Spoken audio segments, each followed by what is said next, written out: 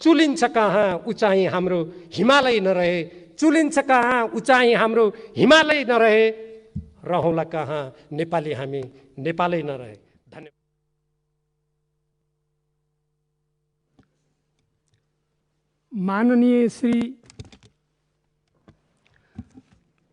माननीय श्री भीमबहादुर रावल, समय 6 मिनेट। यसपछि माननीय श्री प्रकाशमान सिंह।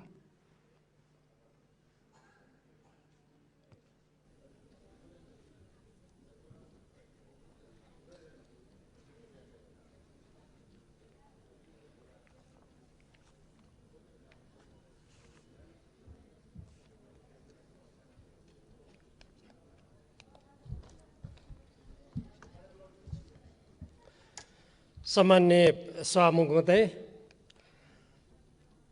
हाम्रो देशको सुदूरपश्चिम प्रदेशको दार्चुला जिल्लाको लिम्पियाधुरा, कालापानी, लिपुलेक क्षेत्र सबै सुगौली सन्धि र त्यसपछिका सबै अभिलेखहरू, दस्तावेज, पत्राचार र व्यवहारबाट नेपालको भूमि रहेको कुरा प्रष्ट छ। म यो सम्मानित सदनलाई 2056 सालको एउटा स्मरण पनि गराउन चाहन्छु। 2056 सालसम्म लिपुलेक र सीतापुल भन्ने ठाउँमा त दक्षिणतिर र उत्तरतिर नेपालको प्रहरी चौकी नै थियो। त्यसपछि जब नेपाल द्वन्द्वमा जानुपर्ने अवस्था आयो, त्यसपछि मात्रै ती चौकीहरू त्यहाँबाट विस्थापित भएका हुन्। र अहिले यो छोटो समयमा कुन कुन दस्तावेज, कुन कुन अभिलेख, कुन कुन तथ्यले नेपालको त्यो कसरी भूमि हो भन्नेतर्फ प्रवेश गर्न सम्भव छैन।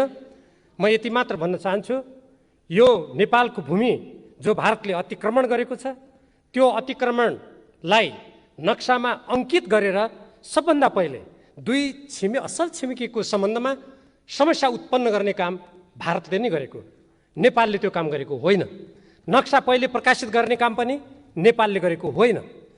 र त्यसपछि पनि नेपाल सरकारको तर्फबाट, नेपालको तर्फबाट बारम्बार भारतीय पक्षसँग जुन सचिव स्तरीय वार्ता गर्ने भन्ने पहिले सहमति भएको थियो, त्यो कुरालाई स्मरण गराउँदै वार्ताको लागि आग्रह भएको छ, अनुरोध भएको छ।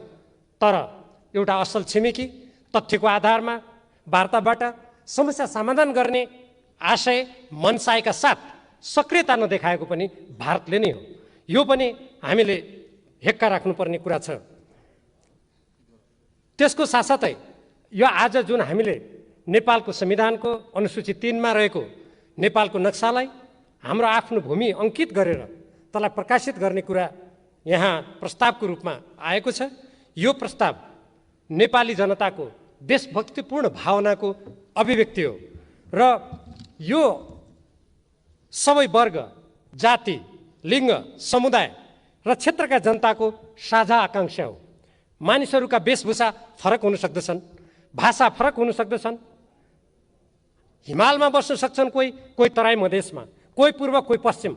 जबसम्म राजनीतिक दल, पार्टी र व्यक्तिले देशको सर्वोपरि हितको लागि काम गरिरहन्छ, ती सबै देशभक्त हुन्छन्। ती व्यक्तिहरू मात्रै, त्यति बेला त्यस्तो व्यक्तिहरूमाथि मात्रै प्रश्न उत्पन्न हुन्छ जसले नेपालको स्वतन्त्रता, स्वाधीनता, सार्वभौमसत्ता, अखण्डता, स्वाभिमानलाई स्थापित गर्ने कुरालाई कुनै प्रस्ताव ल्याएर त्यसप्रति भ्रम सिर्जना गर्न खोज्छ कसैले त्यसको विरोध गर्छ। त्यस्तो प्रति मात्रै नेपाली देशभक्त जनताहरूले प्रश्न उठाउने गरेका छन्। त्यसकारण यहाँ भाषा, वेशभूषा, को व्यक्ति कुन क्षेत्रमा बस्छ, कसले कुन राजनीतिक दल अनुसरण गरेको छ भन्ने प्रश्न होइन। त्यसमा मलाई लाग्छ सम्पूर्ण देशभक्त नेपालीहरू एकदमै प्रष्ट छन् र मैले जुन पार्टीको प्रतिनिधित्व गर्छु, मेरो पार्टी त्यसमा स्पष्ट छ। त्यसमा कुनै पनि विभेद र अन्यथा विचार हुन सक्दैन। हामीले जुन प्रकारले अहिलेसम्म हाम्रो सिमानाको रक्षाको कुरालाई अगाडि बढाएका छौँ, यो अन्तर्राष्ट्रिय कानुन पनि सम्मत छ। हामीलाई थाहा छ अहिले भर्खरै केही समय अगाडि हाम्रो 10 गजा क्षेत्रमा, सिमानामा हाम्रा प्रहरीमाथि आक्रमण भएको छ। कहिले हाम्रो नेपालका बासिन्दामाथि कञ्चनपुर जिल्लामा जानुहोस् या अरू कुनै जिल्लामा हामीले देखेका छौँ, त्यहाँ बाहिरबाट सुरक्षाकर्मी आएर हाम्रो नागरिकमाथि आक्रमण भएको छ। हामीले त्यस्तो कुरा मात्रै अन्तर्राष्ट्रिय कानुन सम्मत भएन, असल छिमेकीको नीति अनुरूप भएन हामीले भनेका छौँ। आफ्नो देशको भूभागलाई जसरी भारत या अरू मुलुकहरूले सुरक्षा गर्न तत्परता देखाउँछ, त्यसको लागि उसले पहल गर्छ, प्रयत्न गर्छ। हामीले गर्दा पनि हाम्रा सबै मित्रहरूले, विशेष गरी भारतसँगको यो प्रसङ्ग आएको हुनाले भारत सरकार र भारतीय जनताले पनि सकारात्मक रूपमा लिनुपर्दछ। प्रत्येक देशले आफ्नो राष्ट्रिय सुरक्षा, राष्ट्रिय हितको लागि जब उसले आफूले काम गर्दा आफ्नो कानुन, आफ्नो संविधान र आफ्ना अन्य सरकारी दस्तावेजहरूमा तदनुकूल परिवर्तन गर्छ, त्यहाँ स्थापित गर्छ भने नेपालले पनि त्यो गर्ने कुरालाई स्वाभाविक रूपमा लिनुपर्दछ। आज हामीले जुन हाम्रो संविधानको, नेपालको संविधानको अनुसूची 3 मा लिम्पियाधुरा, कालापानी, लिपु लेकलाई समेत समावेश गरेर हामीले अब यसमा संशोधन गर्दैछौँ र यी सबै कुरालाई त्यहाँ समाहित गर्दैछौँ। नक्सामा हामीले यो राख्ने कुराको राजनीतिक महत्त्व छ र यसले आजको हाम्रो पुस्ता र भोलि आउने पुस्तालाई पनि आफ्नो भौगोलिक अखण्डताको लागि दृढतापूर्वक अग्रसर हुने एउटा फराकिलो मार्ग प्रशस्त गरेको छ। यसको लागि म नेपाल कम्युनिस्ट पार्टी, जसको म प्रतिनिधित्व जुन पार्टीको म प्रतिनिधित्व गर्दछु र त्यो पार्टीले नेतृत्व गरेको सरकार, म दुईटैलाई हार्दिक धन्यवाद दिन चाहन्छु। हामीले निरन्तर नेपालको सार्वभौमसत्ता, स्वतन्त्र अखण्डताको रक्षाको लागि नेपाली जनताले उठाएको आवाजलाई हामीले स्वागत गरेका छौँ। हामीले हाम्रो पार्टीको तर्फबाट, त्यो पार्टीले नेतृत्व गरेको सरकारको तर्फबाट हामीले धन्यवाद दिएका छौँ। आज जसरी सबै राजनीतिक दलहरूको तर्फबाट हाम्रो भौगोलिक अखण्डताको रक्षाको लागि एक आवाज अभिव्यक्त भएको छ, यो हाम्रो राष्ट्रिय आवाज हो र यो राष्ट्रिय आवाजप्रति म व्यक्तिगत रूपमा पनि गौरव महसुस गर्दछु। मलाई लाग्दछ आज देशभरिका प्रत्येक देशभक्त नेपालीहरू गौरवान्वित भएको हुनुपर्दछ। तर हाम्रो अगाडि चुनौती पनि छन्। हामीले नक्सामा हाम्रो भूभागलाई अङ्कित त गऱ्यौँ, तर त्यसलाई हामीले व्यवहारिक रूपमा प्राप्त गर्नको लागि त्यहाँ हाम्रो प्रशासनिक सबै गतिविधिहरू अगाडि बढाउनको लागि त्यहाँ रहेका भारतीय फौजलाई तुरुन्तै फिर्ता पठाउनको लागि हामीले आगामी दिनमा कूटनीतिक कुशलता, पहल कदमी, राष्ट्रिय एकताका साथ अगाडि बढ्नुपर्नेछ।